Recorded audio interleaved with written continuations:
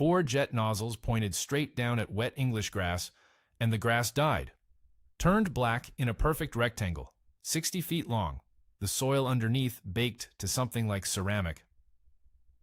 The Hawker P.1127 sat in the middle of that scorched patch on an October morning in 1960, tethered to the ground by steel cables, shaking so hard the rivets in the engine cowling blurred. The noise hit you in the chest before it reached your ears. 21,000 pounds of Pegasus thrust channeled through rotating exhaust nozzles, too cold, too hot, pointed at the earth instead of behind the aircraft. The whole airframe trembled on its landing gear like something alive trying to break free. Heat shimmer rose off the tarmac and bent the tree line behind it into liquid. Bill Bedford sat in the cockpit with both hands on the stick, holding an airplane motionless 3 feet above the ground. No forward speed, no wings generating lift. Just raw thrust keeping 11,000 pounds of metal suspended in midair. An engineering trick that violated every instinct a pilot carried. Bedford had flown Hunters, Tempests, conventional jets that needed runways and speed and all the ordinary physics of flight. This demanded he forget most of that. A cluster of ministry officials watched from behind a blast barrier. One of them, the record doesn't preserve his name, called it profoundly unnatural. He meant the sight of a jet aircraft hanging in space like a helicopter, except louder, hotter, and angrier than any helicopter ever built. If this kind of engineering history grabs you the way it grabs me, hit subscribe, leave a like, and drop a comment about the aircraft that changed your mind about what flight could look like. The British had built something no other country on Earth could build in 1960, a jet that took off vertically, transitioned to wing-borne flight, then came back and landed on a tennis court. The Pegasus engine, designed by a man named Stanley Hooker at Bristol Siddeley, remains one of the most elegant pieces of turbomachinery ever conceived. A single power plant that generated both lift and thrust by swiveling 4 nozzles through 98 degrees of rotation. Brilliant engineering. Revolutionary in ways that took decades to fully exploit. And for 20 years, the British had almost no idea what to do with it. The Royal Air Force bought Harrier GR1s, stationed them in Germany, practiced hiding them in forests during a Soviet invasion that never came. The aircraft could do something impossible, and the operational doctrine amounted to park it under some trees and wait. The Americans looked at the same machine and saw something entirely different. They saw a close air support weapon that could operate from amphibious assault ships, forward bases, stretches of highway. Anywhere Marines needed firepower delivered fast and without a 3,000-foot runway. Same aircraft, same engine, completely different war. The Gütersloh woods smelled like pine resin and jet fuel.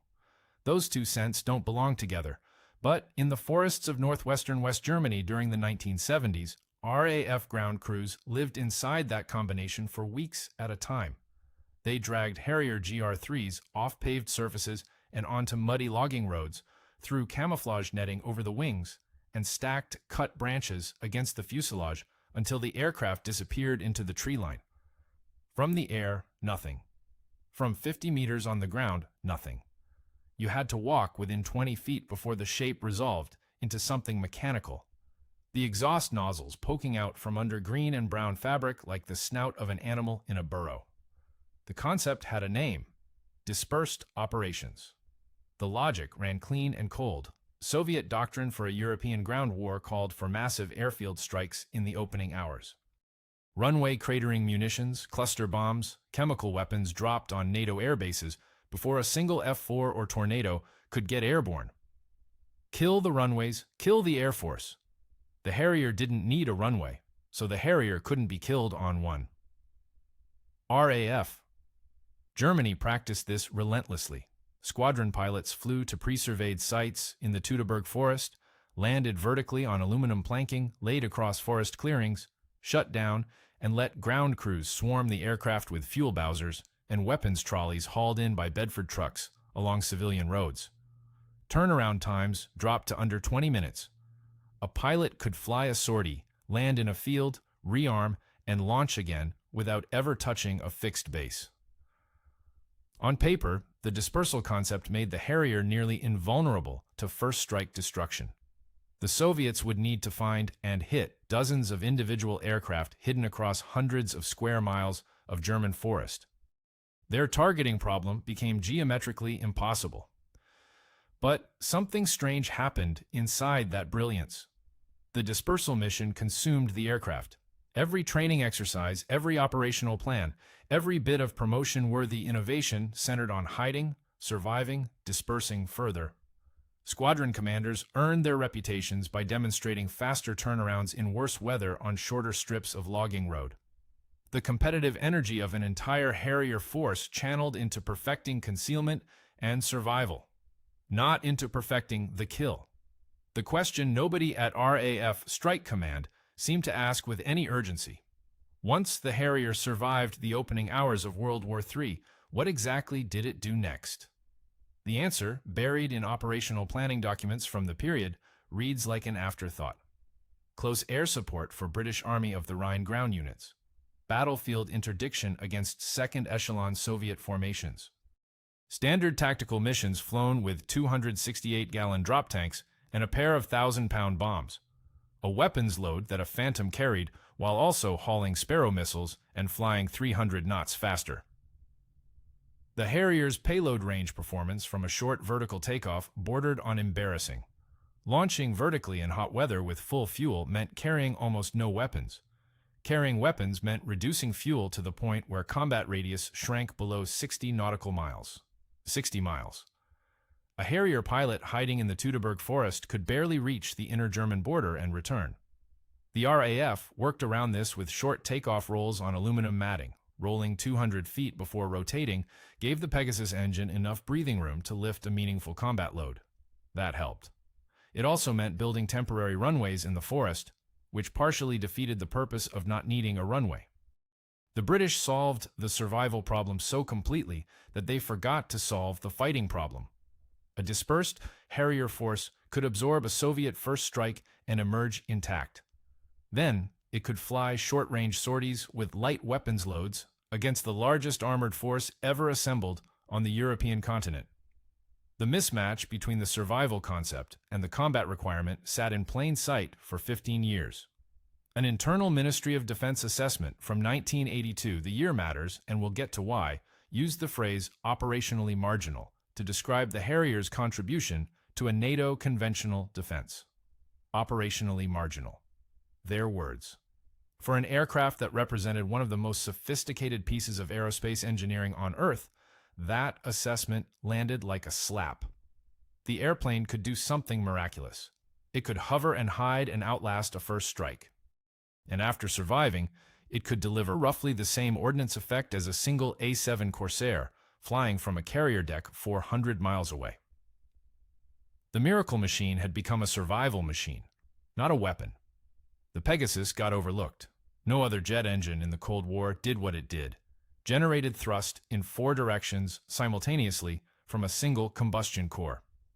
Stanley Hooker's team at Bristol Siddeley split the bypass air and exhaust gases into separate paired nozzles, each capable of rotating independently, each carrying roughly equal thrust. Cold air forward, hot exhaust aft. The balance point fell almost exactly on the aircraft's center of gravity.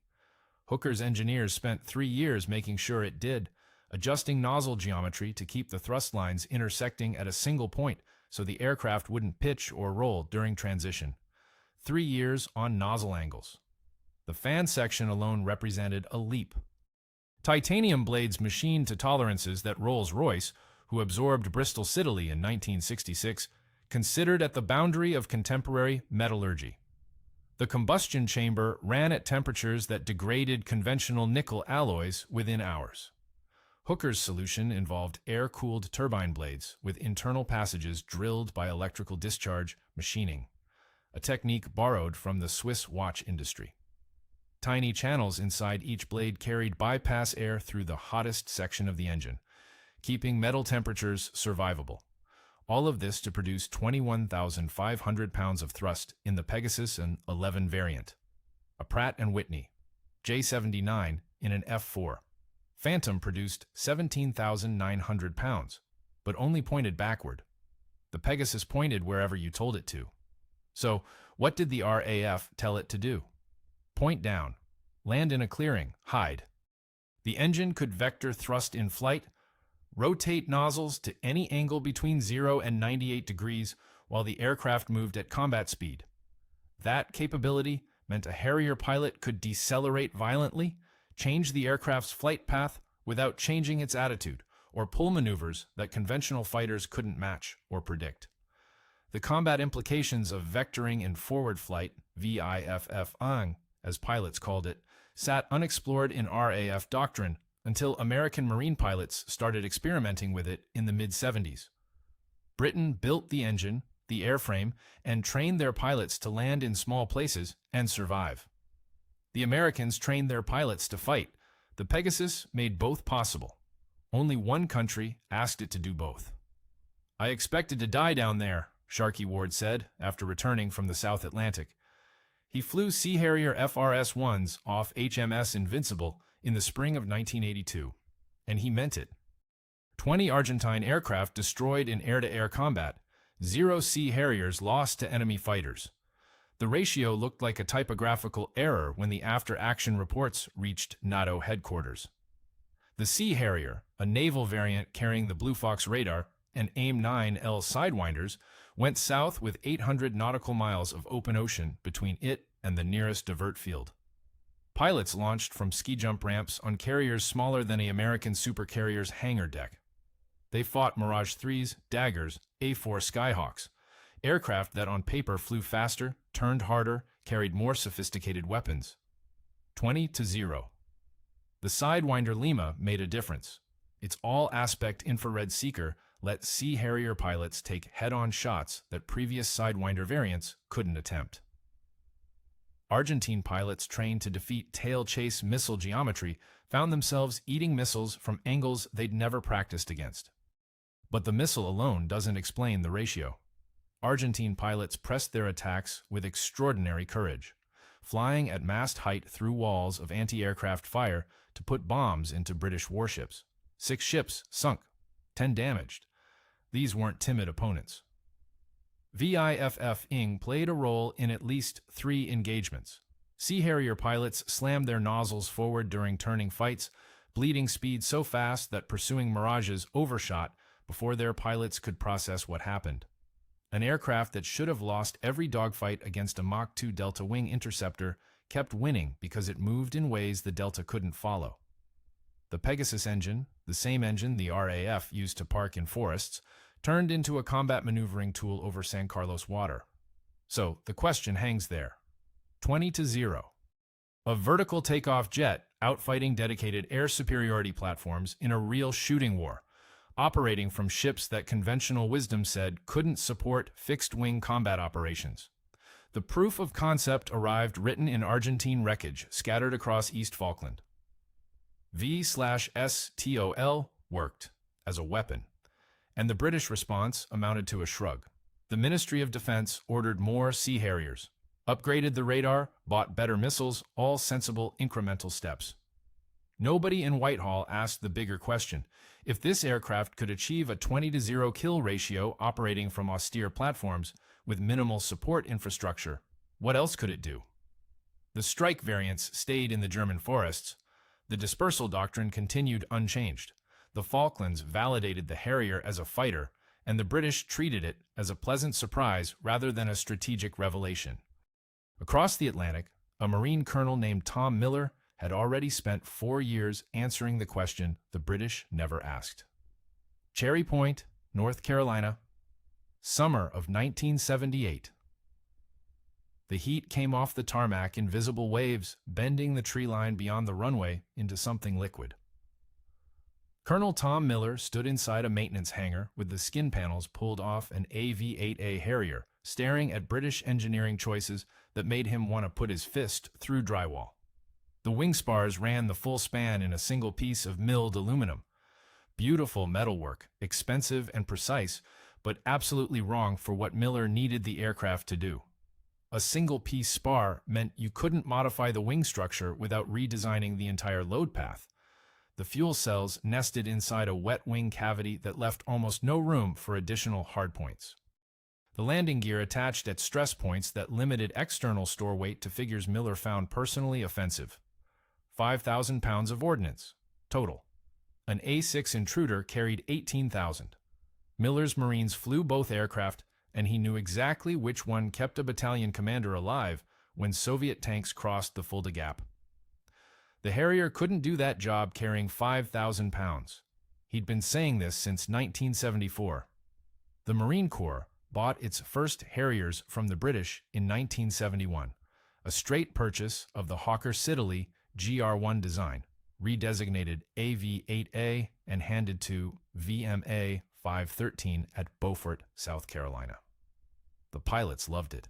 The maintenance crews cursed it. British manufacturing tolerances didn't match American logistics chains. Spare parts arrived in metric dimensions for an aircraft maintained with imperial tools. Rolls-Royce engine documentation referenced procedures that assumed access to specialized British ground equipment the Marines didn't own. One squadron maintenance officer reportedly described the supply situation as ordering breakfast in Japanese, an odd detail buried in Cherry Point's historical files. Someone in the logistics office kept a running tally of man-hours lost to conversion errors between measurement systems. The document exists, but has nothing to do with why the aircraft got rebuilt. Just a frustrated sergeant with a pencil and too much time. Anyway, Miller wanted a new airplane. Not a modified British export, a clean sheet American redesign built around the Pegasus engine and Marine Corps combat requirements. McDonnell Douglas in St. Louis got the contract in 1981, and what happened inside their engineering building on Airport Road over the next 4 years changed the Harrier from a novelty into a strike platform. The wing came first. British Aerospace had designed the original Harrier wing in the early 1960s using conventional aluminum construction and a moderately swept planform optimized for transonic dash speed. McDonnell Douglas threw it away. Their replacement used a supercritical airfoil, a NASA-derived cross-section with a flattened upper surface that delayed shockwave formation at high subsonic speeds. The aerodynamic gain mattered less than what the new shape allowed structurally. A supercritical profile distributed lift loads more evenly across the chord, which meant the internal structure could carry more weight without proportional increases in spar thickness. The engineers built that structure from carbon fiber composite, graphite epoxy layups cured in autoclaves at 350 degrees Fahrenheit under 90 pounds per square inch of pressure. Each wing weighed less than the aluminum original. Each wing carried more. The new design added a hardpoint under each wing and strengthened every existing pylon attachment to handle heavier stores. Maximum external payload jumped from 5,000 pounds to 9,200. Miller's number. He'd written it on a whiteboard in his Cherry Point office 3 years before McDonnell Douglas hit it. The fuselage got the same treatment. Composite construction replaced aluminum in the forward fuselage, the tail section, and the horizontal stabilizer.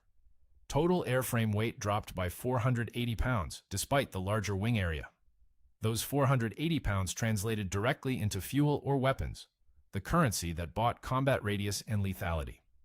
The raised cockpit gave pilots better visibility over the nose during the critical transition from wing-borne to jet-borne flight, a phase where British Harrier pilots had relied mostly on peripheral vision and prayer.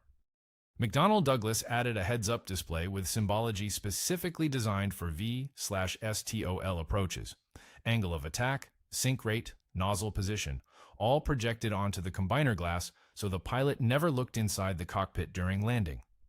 The intake geometry changed too. Larger inlets with redesigned lip profiles captured more air at low speeds, feeding the Pegasus 1161, itself an upgraded variant producing 23,800 pounds of thrust, enough additional mass flow to maintain engine performance during hover in conditions that would have stalled the original intake design. Hot day at high altitude with a full weapons load. The old AV-8A couldn't do all three simultaneously. The new AV-8B could. 9,200 pounds on 7 hardpoints, twice the combat radius. The 4 rotating nozzles still perform the same impossible trick of standing still in midair, powered by the same engine family. Miller's Marines finally had their weapon. Why would the Marine Corps spend 15 years and billions of dollars rebuilding a foreign airplane when the Navy already owned 14 supercarriers? Because Marines remember Guadalcanal. August 1942. The 1st Marine Division landed on that island with a Navy promise of continuous air cover from the carriers offshore. 3 days later, Vice Admiral Frank Jack Fletcher pulled his carrier task force out of the area, citing fuel concerns and the threat of Japanese submarines. The transports left with them. Marines on the beach watched their supply ships disappear over the horizon, with half the ammunition and food still in the holds. For 2 weeks, Japanese bombers flew overhead essentially unopposed. Marines died on the ground waiting for air support that answered to an admiral who had somewhere else to be. Fletcher's decision made operational sense from a naval perspective. Carriers cost more than Marines. The calculus hasn't changed in 80 years, and the Marine Corps has never forgotten that it sits on the wrong side of that equation. Tarawa reinforced the lesson. Peleliu drove it deeper. At Incheon, Marine aviation showed what happened when the Corps controlled its own air. Close air support arrived in minutes, not hours, because the guy requesting bombs and the guy dropping them shared an institutional identity. They trained together, bled for the same thing. A Marine pilot flying an F-4U Corsair off a Jeep carrier understood that the infantry squad pinned down on that ridgeline contained men from his own regiment. Navy pilots understood the tactical situation. Marine pilots understood it personally. That distinction matters when a 22-year-old lieutenant is on the radio screaming for ordnance, and someone has to decide whether the mission is worth the risk. By the 1970s, the Marine Corps operated fixed-wing aircraft off Navy carriers through a complicated arrangement that gave Marine air groups carrier deck space in exchange for integration into the carrier air wing's command structure. It worked. Mostly. But the Marines remained guests on someone else's ship, subject to someone else's priorities. When a carrier air wing commander decided his F-14s needed the deck for combat air patrol, Marine A-6 intruders waited below in the hangar. The Marine wing commander could argue he couldn't order. The Harrier broke that dependency. An AV-8 could operate from an amphibious assault ship, an LHA or LHD class vessel that the Marine Corps controlled through its own chain of command. No requesting deck time from a Navy CAG.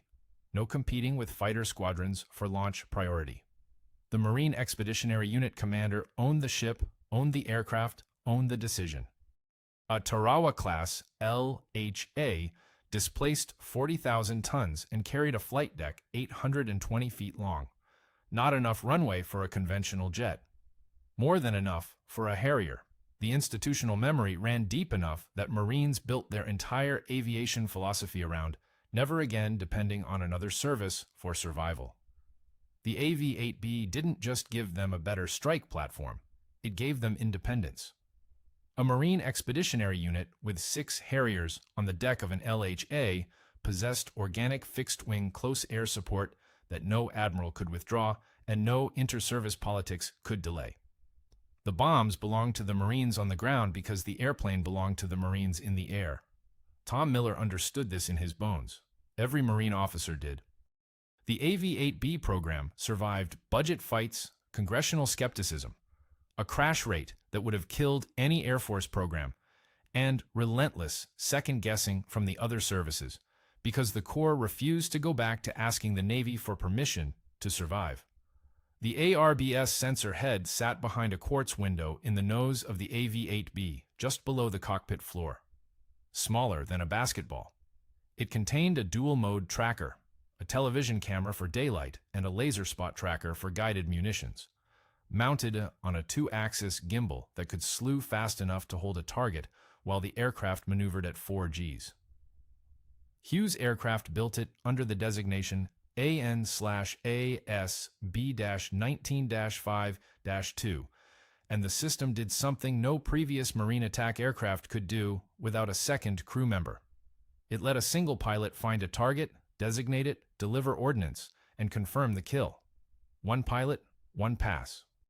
The A-6 Intruder needed a bombardier navigator sitting next to the pilot to operate its attack radar and weapon systems. The A4 Skyhawk carried a single pilot but relied on manual dive bombing. Eyeball to target, pickle button, hope. A RBS split the difference. The pilot acquired a target on the television display, placed crosshairs over it, and the system computed a continuously updated release solution based on aircraft speed, altitude, dive angle, wind. The computer told the pilot when to pull the trigger.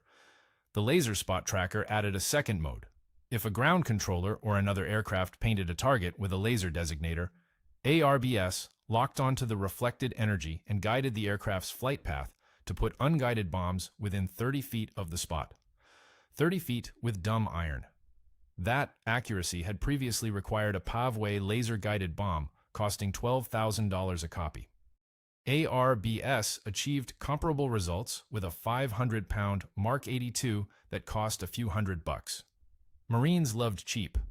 Cheap meant more bombs per sortie, more sorties per war. But ARBS only worked in daylight. The television camera needed visible light, and the laser tracker needed someone else on the ground holding a designator steady while under fire. Night operations, the hours when Marine infantry fought some of its ugliest battles, left AV-8B pilots functionally blind. They could fly at night, they couldn't fight at night. For a corps that prided itself on 24-hour combat capability, that gap felt like a missing limb. McDonnell Douglas delivered the night attack variant in 1989. The nose got a GEC Sensors forward-looking infrared turret, FLIR, mounted on top of the cockpit in a distinctive bulge that gave the aircraft an almost insectoid profile. The FLIR projected thermal imagery directly onto the pilot's night vision goggles through a novel arrangement that combined cathode ray tube display technology with the goggles' image intensification.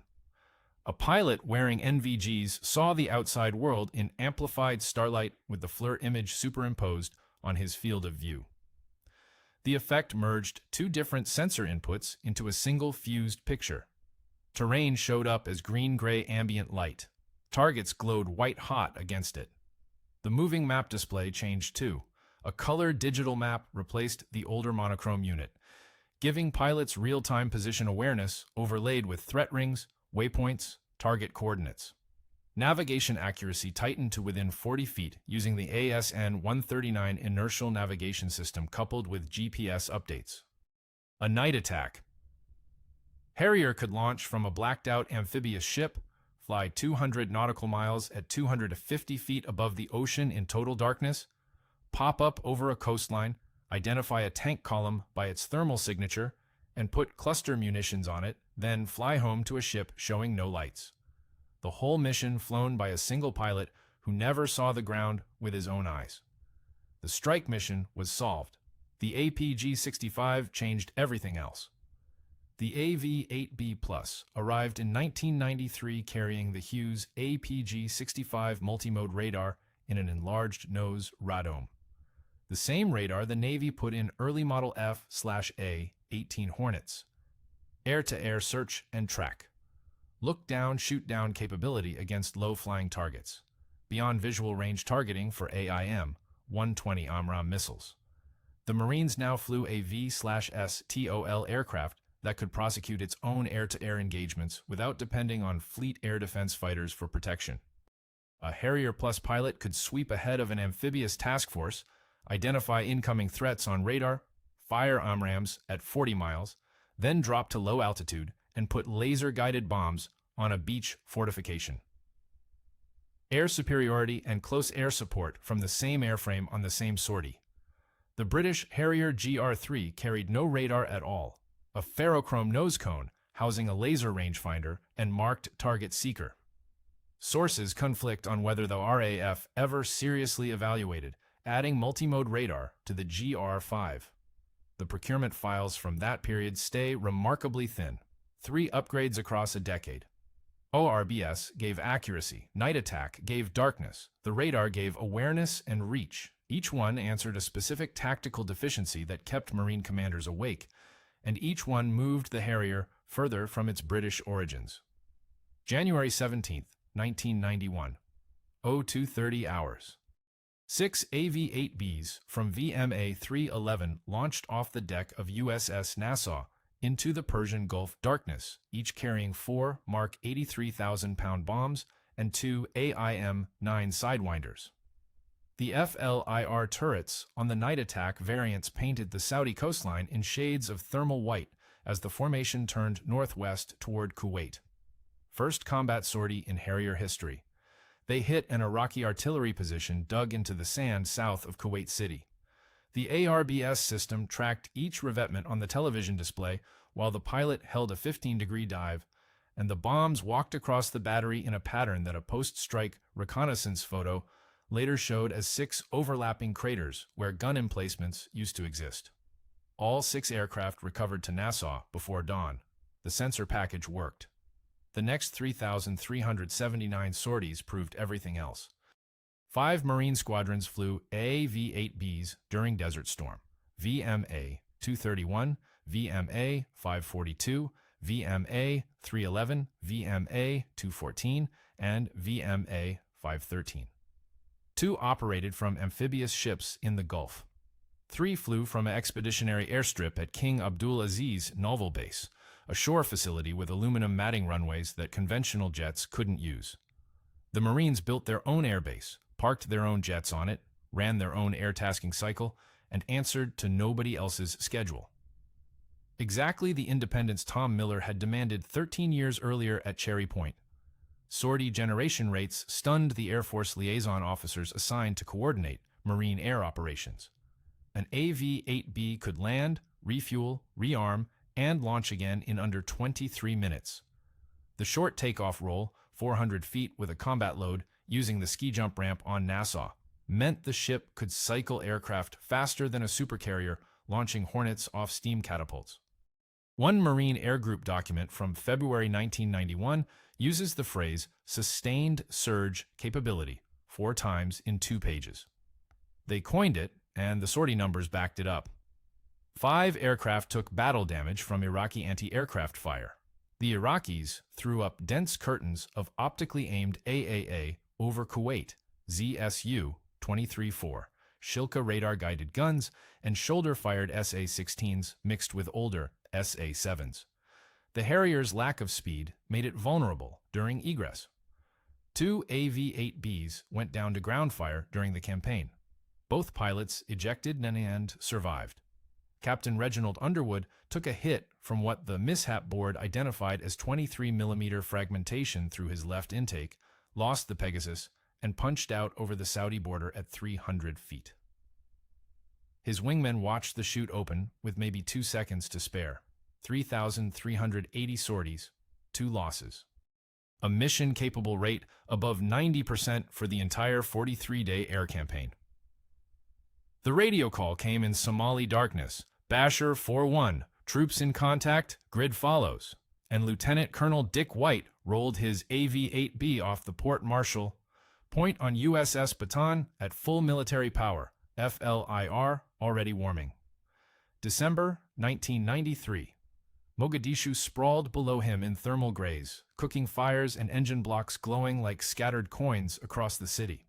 Somewhere in that mess, Marines from the 15th MEU crouched behind a compound wall taking fire from 3 directions. White found them by their infrared strobes, tiny flashing diamonds visible only through the FLIR. He put his Harrier into a low pass at 200 feet, lit the afterburner. The Pegasus didn't have one, so he dumped raw fuel into the exhaust stream through a field modification the squadron maintenance chief had rigged from spare parts. The sound alone scattered the militia fighters from 2 of the 3 positions. On the 3rd pass, he dropped a single Mark 82 with a delayed fuse into an alley 40 meters from the Marine perimeter.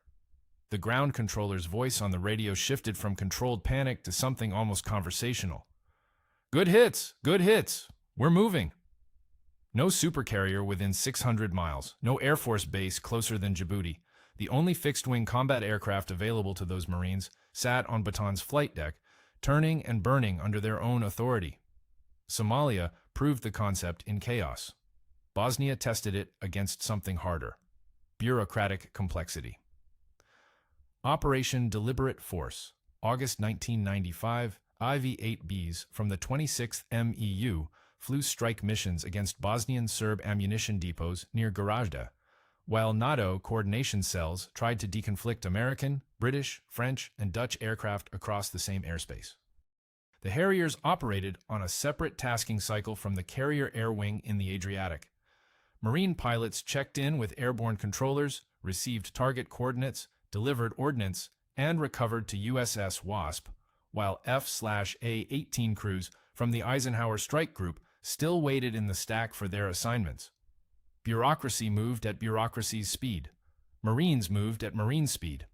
Afghanistan inverted the geometry entirely. Kandahar sat 700 nautical miles from the nearest ocean.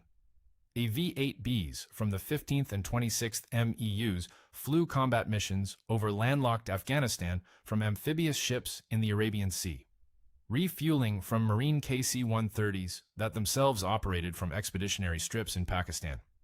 The missions ran 5, sometimes 6 hours. A pilot launched from USS Bonhomme Richard in pre-dawn darkness, tanked twice, orbited over Helmand Province, waiting for a call from a Special Forces team, dropped 2 GBU-12s on a Taliban fighting position cut into a hillside, tanked a third time, and landed back on the ship after the sun had crossed the sky and set again. One pilot, one seat, 6 hours of concentration so intense that squadron flight surgeons started tracking cortisol levels in post-mission blood draws. The results stay in medical files that nobody has declassified. By March 2003, when AV-8Bs from VMA-214 and VMA-223 crossed the Iraqi border ahead of the 1st Marine Division's push toward Baghdad, the pattern had hardened into doctrine. The aircraft deployed with every Marine Expeditionary Unit rode on every amphibious ready group. The aircraft that critics had called a British curiosity, a vertical landing parlor trick too slow to survive and too fragile to fight, that aircraft had flown combat in 4 separate conflicts across 12 years, from equatorial Africa to the Hindu Kush, launched from steel decks that no other fixed-wing jet in the American inventory could use. The promise Tom Miller made at Cherry Point in 1978 that Marines would never again depend on another service for close air support held through every one of those wars, not because the Harrier outperformed the F/A-18 or the F-15E in any measurable category. It didn't. It held because the Harrier showed up on a Marine ship under Marine command, dropping Marine ordnance for Marine infantry. Every single time someone called, John Fozard pulled the drag data off his desk at Kingston-upon-Thames and did the math twice. The chief designer of the original Harrier GR1 already knew the wing wasn't elegant. It had been drawn in the early 1960s to survive low-altitude turbulence in Central European valleys, not to fly efficiently. But the numbers told a worse story than he'd expected. The Harrier's wing generated so much induced drag at combat speeds that the aircraft burned roughly 40% of its fuel just pushing its own lifting surfaces through the air. Fozard called it acceptable for the mission. McDonnell Douglas engineers in St. Louis, when they finally got access to the British aerodynamic data in 1975, called it something less diplomatic. The word in one internal memo, obtained through a FOIA request filed in 2009, reads astonishing. Their word, not mine. The man who fixed it went by Mike Hemmer, a structures engineer, not an aerodynamicist, which turned out to matter. Hemmer didn't start by redesigning the airfoil. He started by asking what the wing weighed and why. The original Harrier wing used conventional aluminum construction, ribs, spars, skin panels fastened with thousands of rivets. Heavy. The weight forced a thick airfoil section to generate enough lift at low speeds for vertical landing transitions, and that thick section created the drag that ate fuel, which reduced range, which limited the combat radius to 150 nautical miles with a useful weapons load. Every problem fed the next problem. Hemmer's insight cut the loop at its root. Build the wing lighter. A lighter wing allows a thinner airfoil. A thinner airfoil cuts drag. Less drag means more range. More range means the airplane actually goes somewhere and does something when it gets there. He chose carbon fiber composite.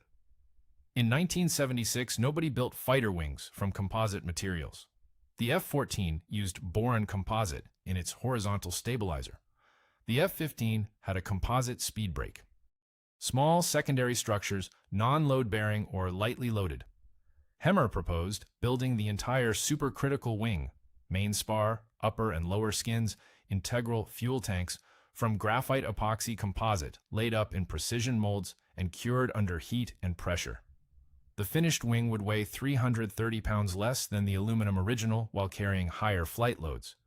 Thinner section, less drag, 28% more internal fuel volume because the composite skins could follow complex curves that sheet aluminum couldn't match without adding weight in doublers and stiffeners. So, where do you cook a wing that big? McDonnell Douglas didn't own an autoclave large enough. The wing spanned 30 feet tip to tip in a single continuous layup. No bolted joint at the center line like the aluminum original.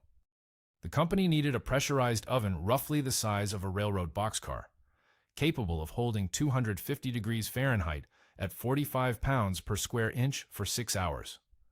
Building one from scratch would cost millions and take 18 months. Hemmer's team found one already sitting in a McDonnell Douglas facility in Titusville, Florida. It had been built in the 1950s to cure industrial peanut oil varnish coatings on rocket motor casings for the early space program. Peanut oil varnish, a coating derived from actual peanuts, used as a thermal barrier on solid rocket components before modern ablative materials replaced it. The oven hadn't processed peanut-based anything in over a decade. It sat in a building that smelled, according to one technician's recollection, like a county fair concession stand even years after the last batch ran through. They cleaned it out, recalibrated the temperature controls, installed new pressure seals, and cured the first AV-8B composite wing prototypes inside it. The wing that emerged weighed less than the wing it replaced by exactly the margin Hemmer predicted. Flight testing at Patuxent River in 1978 confirmed the drag reduction. The new supercritical airfoil cut transonic drag by over 20% compared to the British wing. Combat radius stretched past 300 nautical miles. The AV-8B carried twice the ordnance twice as far as the aircraft it replaced, and the single biggest reason hung on each side of the fuselage in a structure that had been baked in a repurposed peanut roaster. The British missed something, and it had nothing to do with peanuts. The RAF treated the Harrier as a finished product.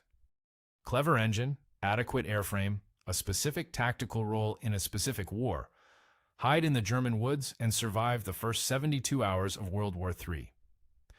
The Americans looked at the same airplane and saw raw material, an engine without a proper airframe around it. They didn't improve the Harrier. They stripped it to its one irreplaceable component, the Pegasus, and engineered everything else from scratch around what that engine could do. The composite wing, the raised cockpit, the LERX strakes, the redesigned inlets, the lift improvement devices under the fuselage. Hemmer retired from McDonnell Douglas in 1992. His wing flew in every conflict from Desert Storm to Helmand Province, cured in an oven that once smelled like roasted peanuts in Central Florida. The pattern repeats so consistently across 150 years of Anglo-American military history that calling it coincidence requires deliberate blindness. The British invent, the Americans build. Radar developed at Bawdsey Manor in Suffolk, mass-produced in Cambridge, Massachusetts. The jet engine, Frank Whittle's W1, ran on a test stand in Rugby in 1937, and by 1944, General Electric factories in Ohio turned out thousands of derivatives. Penicillin, Alexander Fleming's Petri dish in London. Pfizer's deep tank fermentation vats in Brooklyn. Nuclear fission, the Maud Committee report, crossed the Atlantic in 1941, and Oak Ridge swallowed it whole. The British light the match. The Americans burn down the forest. The Harrier sits at the center of this pattern like a jewel in a setting designed specifically for it. Hawker Siddeley built an engine that defied physics and wrapped a functional but uninspired airframe around it, then deployed the result in penny packets across the North German plain to die bravely in the opening hours of a war that never came. The Americans took the same engine, threw away nearly everything attached to it, and rebuilt the aircraft into something that fought 5 wars across 3 decades, from ships the British couldn't afford and airstrips the British never imagined. Same Pegasus, same 4 nozzles, rotating in their steel bearings, with that distinctive grinding whine that maintenance crews heard in their sleep. Everything else, different. Stand on the flight deck of an LHA when an AV-8B comes back from a combat mission and transitions to vertical landing. You hear it before you see it. The Pegasus at hover power produces a sound unlike any other military jet. Nothing like the sustained roar of an afterburning turbofan or the crackling snarl of a turbojet at full military thrust. What you get instead is a deep, tearing howl that oscillates as the 4 nozzles hunt for the precise angle that balances 23,000 pounds of aircraft against 23,800 pounds of thrust.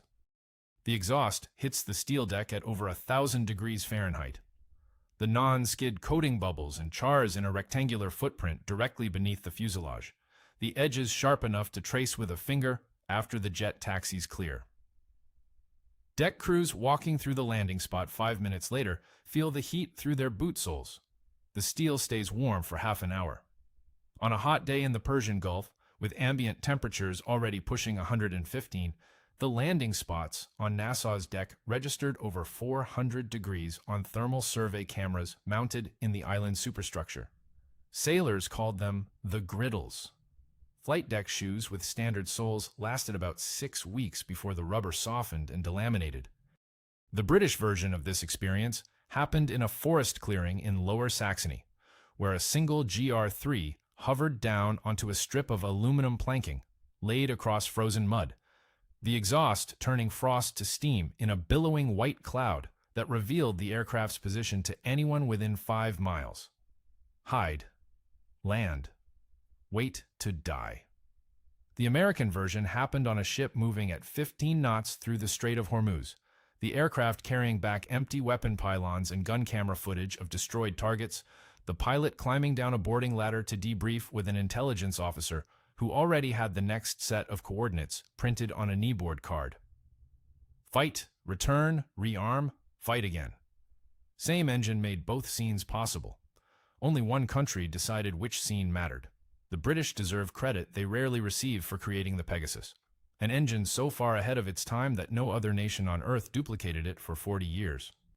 Bristol Siddeley's engineers solved a thermodynamic problem that Pratt and Whitney, General Electric, Rolls-Royce's own competitors, and every Soviet design bureau failed to crack.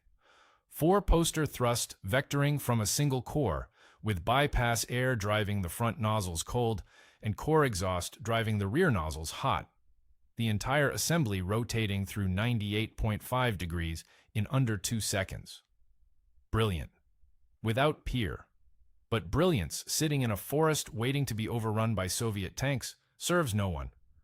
The Marines took that brilliance, married it to American composite structures and American avionics and American weapons integration and American tactical doctrine, put it on American ships under American command, and used it to kill people who needed killing in wars that actually happened. Camouflage netting in the Teutoburg forest was no place for the Pegasus. It got better. On the flight deck of every amphibious assault ship in the United States Navy, where the griddle marks in the non-skid told you exactly where the future landed. The forward left nozzle on a Pegasus 11 engine weighs 47 pounds. Cast from a nickel-chromium alloy developed specifically for this application, it rotates on a bearing race lubricated with synthetic grease, rated to 600 degrees Fahrenheit. The bearing itself lasts about 800 flight hours before inspection criteria require replacement. 47 pounds of metal spinning on a film of grease thinner than a credit card, redirecting 11,000 pounds of bypass air from horizontal to vertical in under 2 seconds. 4 of these assemblies, too cold, too hot, made every landing described in this story possible. Mogadishu, the Adriatic, the Arabian Sea, the Iraqi desert, 47 pounds, 4 times over. The F-35B Lightning II does not use rotating nozzles. It uses a completely different system, a shaft-driven lift fan manufactured by Rolls-Royce, mounted vertically behind the cockpit, driven by a mechanical connection to the Pratt & Whitney F-135 main engine. The exhaust nozzle at the rear rotates downward through 95 degrees on a 3-bearing swivel joint. 2 roll posts in the wings provide lateral stability during hover. The architecture bears almost no mechanical resemblance to the Pegasus. Different engine manufacturer, different thrust generation method, different control philosophy entirely. Lockheed Martin's Skunk Works designed the lift system, and Rolls-Royce built the fan, and Pratt & Whitney built the engine, and none of those 3 companies had any connection to the Bristol Siddeley team that created the original 4-poster concept in 1957. The engineering genealogy looks like a dead end. It isn't. The F-35B exists because the Marine Corps spent 30 years proving that vertical landing combat jets launched from amphibious ships could fight wars. Full stop. Without the AV-8B's combat record, Somalia, Bosnia, Afghanistan, Iraq, 3,380 sorties in Desert Storm alone. No Joint Strike Fighter program includes a STOVL variant. The requirement dies in committee, the technology demonstrators never get funded, and Lockheed's X-35B never lifts off the ground at Palmdale in 2001. The Marine Corps validated the concept with blood and flight hours, and that validation, not any specific piece of hardware, carried the Pegasus forward into its successor. The connection runs through people, not parts. Colonel Art Tomasetti flew AV-8Bs with VMA 542 before becoming the first Marine to fly the X-35B demonstrator. He landed it vertically at Patuxent River on June 23, 2001, the same airfield where the first American AV-8B prototypes had flight tested 23 years earlier. Same runway complex, same Chesapeake Bay humidity fogging the canopy during descent. Tomasetti knew exactly what the aircraft needed to do because he'd done it 600 times in a Harrier. The test profile for the X-35B's first vertical landing drew directly from AV-8B hover procedures: approach speed, descent rate, ground effect compensation. The Pegasus wasn't in the new airplane. Its operational doctrine lived in the pilot's hands. The RAF retired its last Harrier GR9s in December 2010. Budget cuts. The airframes went to storage at RAF Shawbury, then 72 of them sold to the United States for spares, engines, avionics, structural components stripped to keep Marine AV-8Bs flying until enough F-35Bs reached the fleet. The British bought back none of them. Sources conflict on the final sale price, but one widely cited figure puts it at $180 million for the lot, roughly $2.5 million per airframe, less than the cost of a single Pegasus engine overhaul. The Marine Corps retired its last AV-8B squadron, VMA 214, the Black Sheep, in phases starting in 2021 as F-35Bs filled the roster. Several airframes went to AMARC at Davis-Monthan Air Force Base in Tucson, where they sit in rows on the desert hardpan. Canopies sealed with white protective coating, intake covers bolted in place. The dry Arizona air preserves them better than any climate-controlled hangar. Their composite wings, Mike Hemmer's wings, baked in a peanut roaster in Titusville, show no delamination. The graphite epoxy doesn't corrode. One AV-8B Bureau number 163853 sits in the Stephen F. Udvar Hazy Center beside Dulles International Airport in Virginia. It hangs from the ceiling near a Concorde and an SR-71 Blackbird and the Space Shuttle Discovery. The nozzles point slightly aft, frozen in the cruise position. The placard identifies it as an AV-8B Harrier II.